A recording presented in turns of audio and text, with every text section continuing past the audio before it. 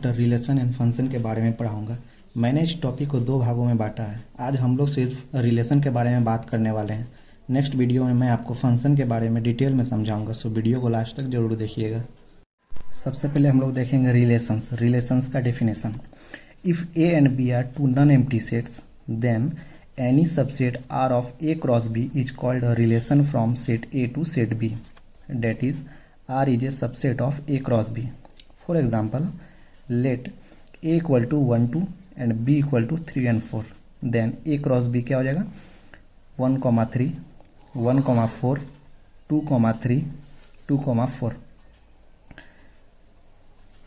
A subset R1 equal to 1, 3, 2, 4. एक हमने subset ले लिया, ठीक है, जो कि क्या है, एक सबसेट है किसका, A cross B का. Then it is called a relation from set A to set B.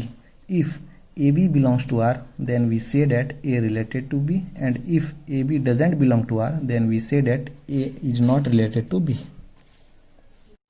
अब बात करेंगे दोस्तों डोमेन एंड रेंज क्या होता है रिलेशन का। Let R be a relation from set A to set B, then the set of all first components or coordinates of the ordered pairs belonging to R is called the domain of R.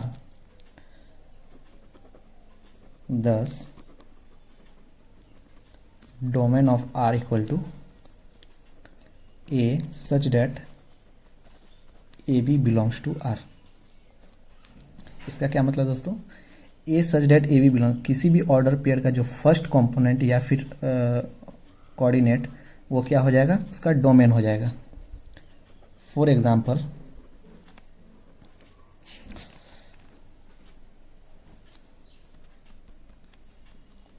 if A equal to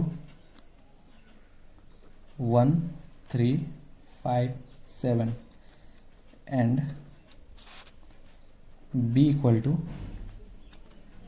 2, 4, 6, 8, 10 and R equal to 1, 8, 3, 6, 5, 2, 1, 4 is a relation from A to B. Then domain of R क्या हो जाएगा दोस्तों 1, 3, 5। क्यों? क्योंकि इस relation में first coordinate क्या है, 1 है, 3 है और 5 है, फिर से 1 है, लेकिन 1 को हम लोग 2 बार नहीं लिखेंगे, तो इसका डोमेन क्या हो जाएगा, फर्स्ट कोऑर्डिनेट मतलब 1, 3 एंड 5। अब बात करेंगे दोस्तों हम लोग रेंज के बारे में। Let R be a relation from a set A to set B, then the set of all second components or coordinates of the ordered pair belonging to R is called the range of R. Thus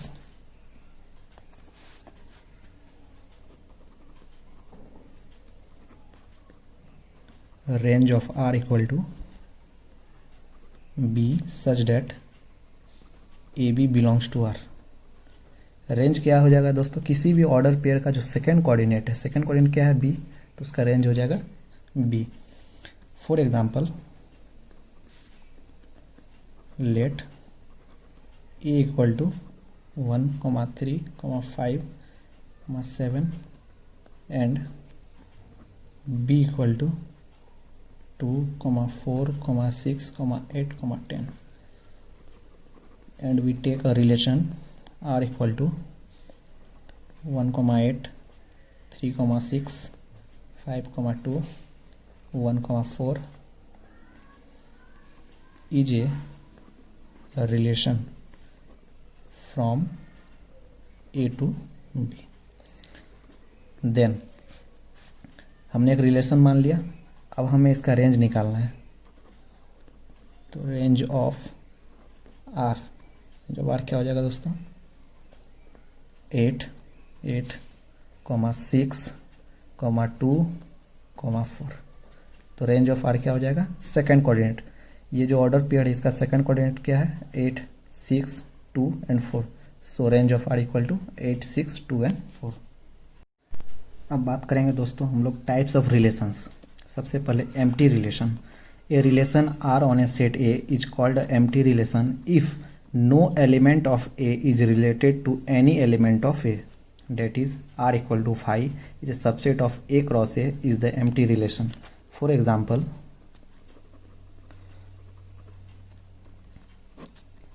let a equal to 1, 2, 3 and हमने एक relation मान लिया r equal to a b such that a plus b equal to 8.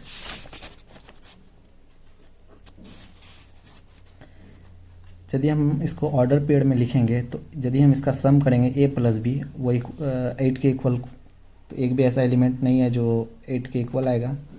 Then no element of ए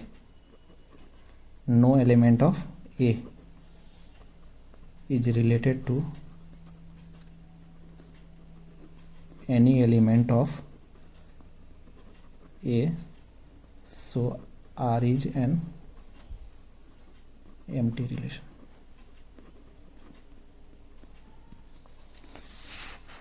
इसके बाद है universal relation क्या है। A relation R on a set A is called a universal relation if each element of A is related to every element of A. thus R equal to A cross A is the universal relation. For example, let A equal to 1, 2 and 3 and let R equal to AB such that A plus B is less than equal to 6. Then we find that every element of A is related to every element of B, so R is a universal relation.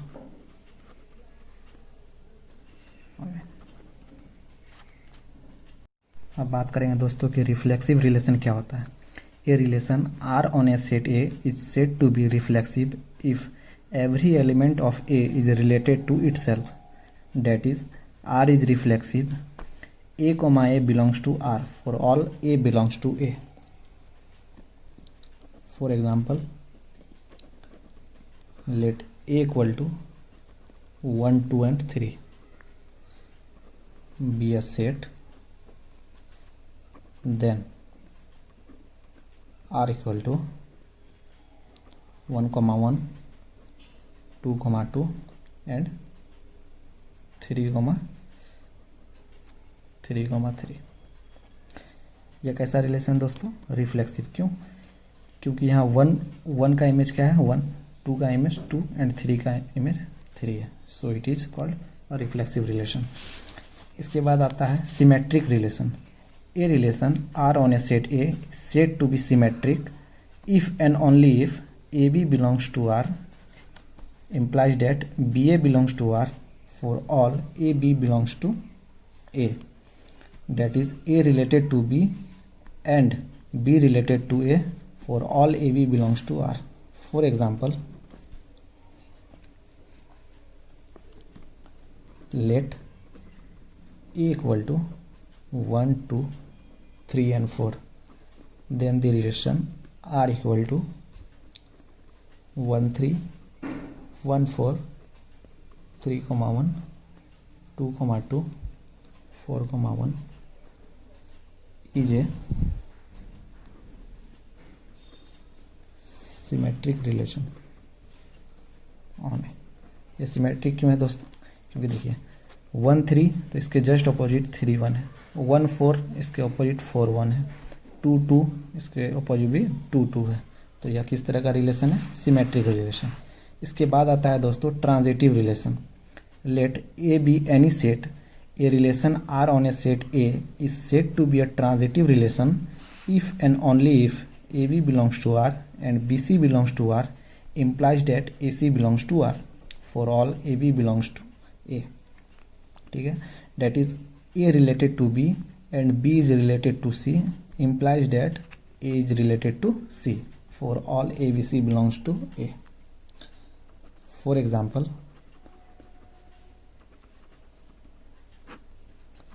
let A equal to 1, 2 and 3.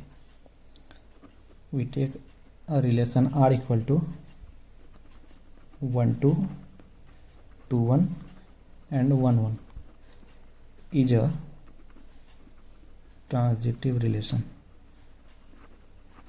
ये transitive relation क्यों है दोस्तों? क्यों, देखिए 1, 2, 2, 1, तो 1, 2, 2, 1 इसके बाद क्या आना चाहिए? 1, 1, तब तो ये ट्रांजिटिव होगा. तो यहाँ पे 1, 1 है, यानी कि इस तरह का equivalence relation. A relation R in a set A is set to be an equivalence relation if R is reflexive, symmetric and transitive. इसके बारे में हमने पहले ही डिस्कस कर लिया है. For example, A equal to 1, 2 and 3. We take a relation R equal to 1, 1, 2, 2, 3, 3, 1, 2 and 2, 1. अब इसमें देखेंगे दोस्तों कि यह रिफ्लेक्सिव, सिमेट्रिक और ट्रांजिटिव तीनों है या नहीं. सबसे पहले चेक करेंगे रिफ्लेक्सिव. तो देखिए दोस्तों, ए का 3 एलिमेंट है 1, 2 and 3.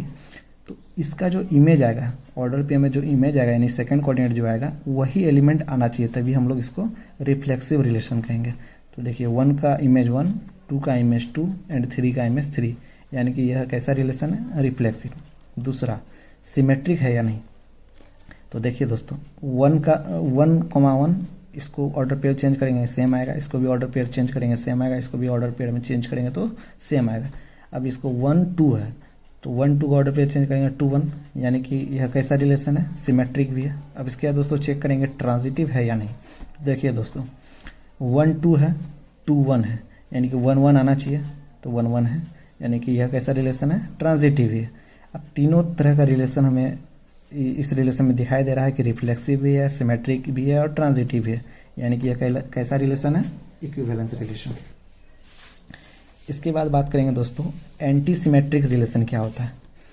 A relation R in a set A is anti symmetric if A B belongs to R, B A belongs to R implies that A equal to B for all AB belongs to R. For example, the relation greater than equal to is anti-symmetric relation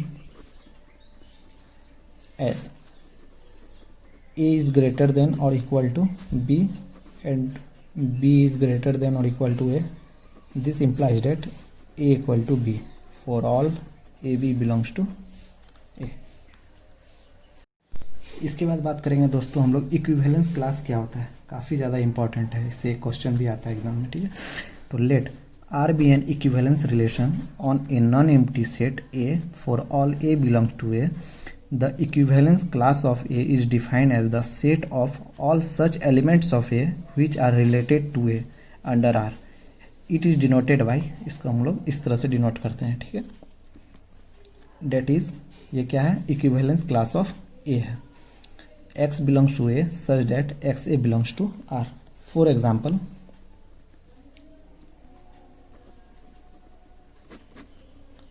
let A equal to 1, 2 and 3 and R be the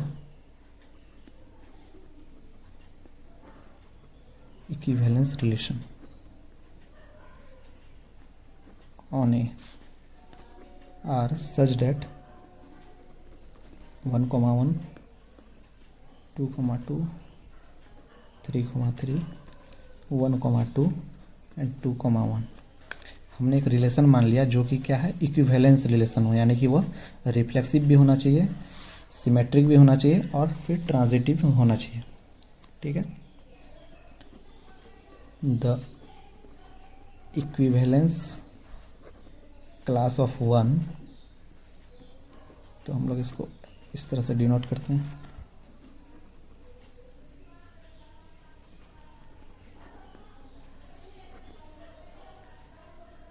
of 1 है, ठीक है, equal to क्या आ जाएगा, x belongs to A such that x1 belongs to r। तो इसका हम लोग यदि 1 का यदि इक्विवेलेंट क्लास निकालना चाहें तो कैसे निकलेगा, तो ध्यान दीजिएगा 1 का इमेज क्या है 1 और फिर 1 का इमेज क्या है 2, तो इक्विवेलेंस क्लास क्या आ जाएगा 1 और 2। इसका इक्विवेलेंस क्लास ऑफ 2 का कितना हो जाएगा, 2 का इमेज है 2 और 2 का इमेज है 1, यानी कि 2,1। अब इसके बाद आता है दोस्तों इक्विवेलेंस क्लास ऑफ 3 का कितना होगा, देखिए 3 का कितना है, 3 का इमेज 3 है, तो इसका एक ही इक्विवेलेंस क्लास होगा सिर्फ 3।